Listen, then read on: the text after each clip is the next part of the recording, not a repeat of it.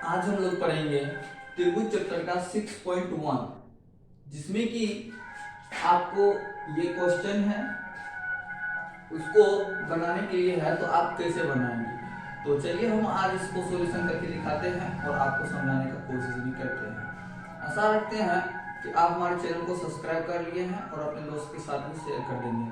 धन्यवाद। तो चलिए हम यहाँ पे 6.1 जो क्लास 10 का चैप्टर नंबर 6.1 से ये कुछ क्वेश्चन है, उस क्वेश्चन को हम सॉल्यूशन कर रहे हैं। देखिए यहाँ पे कह रहा है एक का एक नंबर में सभी वृत्त डाइस होते हैं।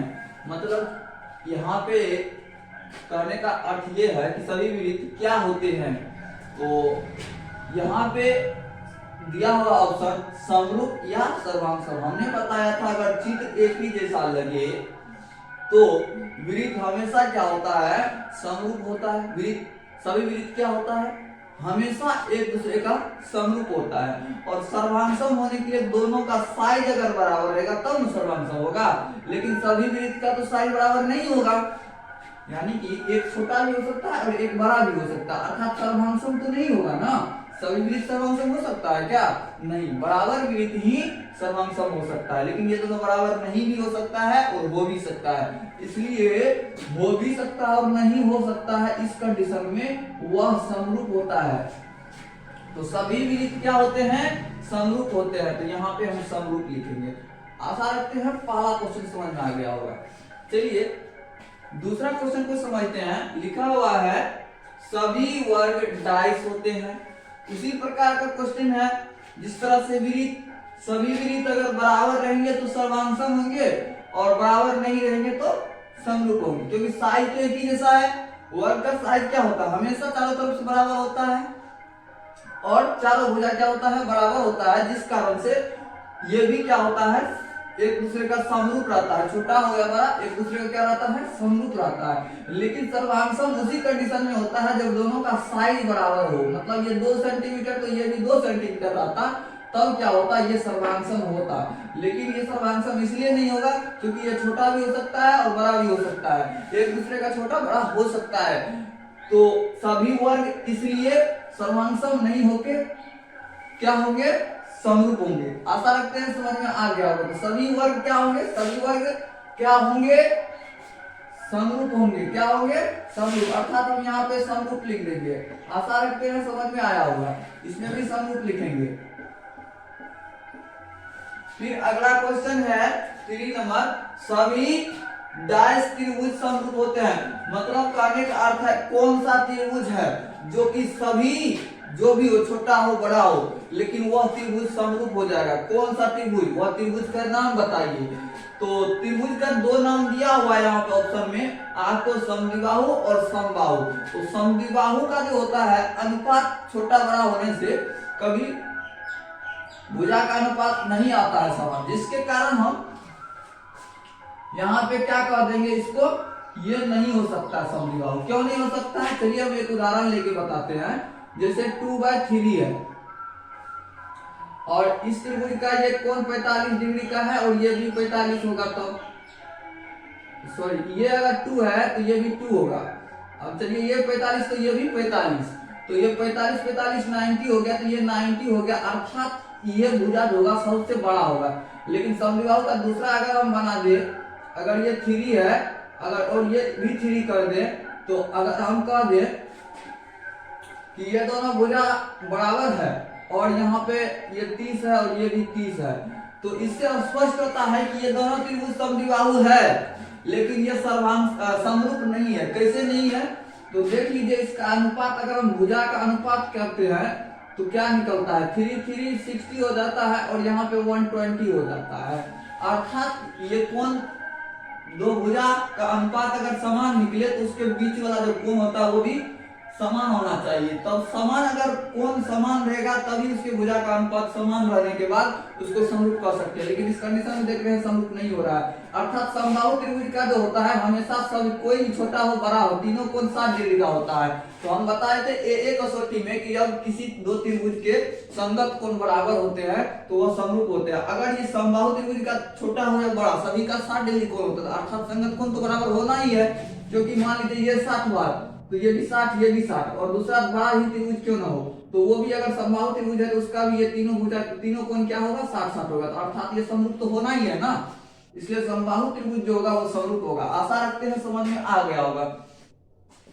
फिर 4 नंबर में हम देखते हैं भुजाओं की समान संख्या वाले दो भुजा समरूप होते हैं। मतलब कहने का अर्थ है कि भुजाओं मतलब कितनों भी भुजा ले ले, अगर समान संख्या रहेगा, दो चित्र बनाएंगे, इसका भी भुजा की संख्या 5 है, उसका भी भुजा की संख्या 5 है, तो उस कंडीशन में हम देखेंगे कि भुजाओं की समान संख्या वाले दो बहुभुज समरूप होते हैं यदि क्या क्या कंडीशन होना चाहिए। मतलब भुजा की संख्या अगर समान रहेगा तो वह दो बहुभुज, मतलब भुजा जब अधिक रहता है उसे बहुभुज कहते हैं, तो बहुभुज समरूप होते हैं या नहीं। यदि इसका कंडीशन क्या होगा कि वह समरूप हो जाएगा, तो इसका कंडीशन ये होता है उनके संगत कोण जो होगा क्या होगा, बराबर होगा या समपाती होगा।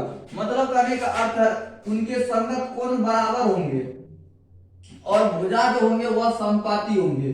तो याद रखना है, क्या करना है, कोण बराबर होते हैं और भुजा क्या होते हैं, समपाती होते हैं, तब वो क्या होते हैं, भुजाओं के समान संख्या वाले बहुभुज समरूप होते हैं। क्या होते हैं, बहुभुज क्या होते हैं, समरूप होते हैं यदि उसके कोण बराबर हो और संगत भुजा समानुपाती हो।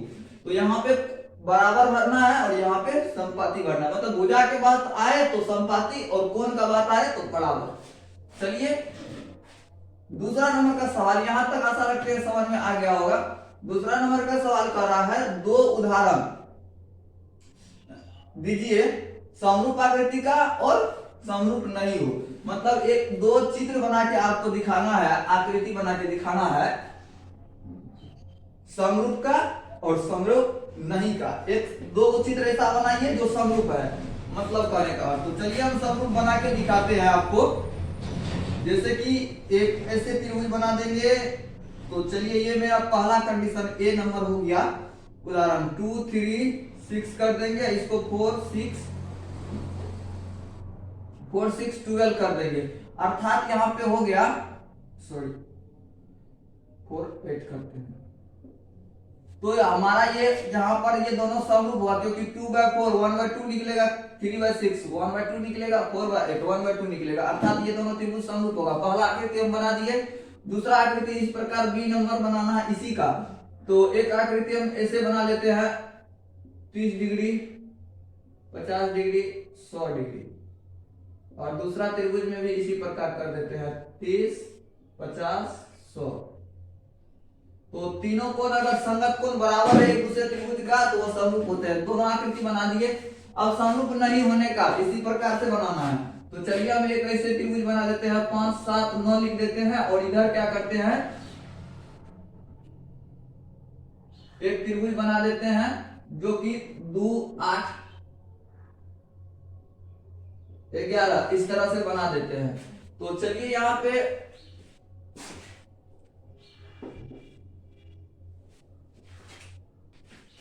एक दूसरे का अनुपात निकालने के बाद बराबर नहीं होगा, अर्थात ये दोनों समरूप नहीं है। तो समरूप नहीं है, ऑप्शन एक नंबर का हम बना एक चित्र बना दिए, दूसरा चित्र भी इसी प्रकार से आप लोगों को बनाना है। आशा रखते हैं समझ में आ गया होगा।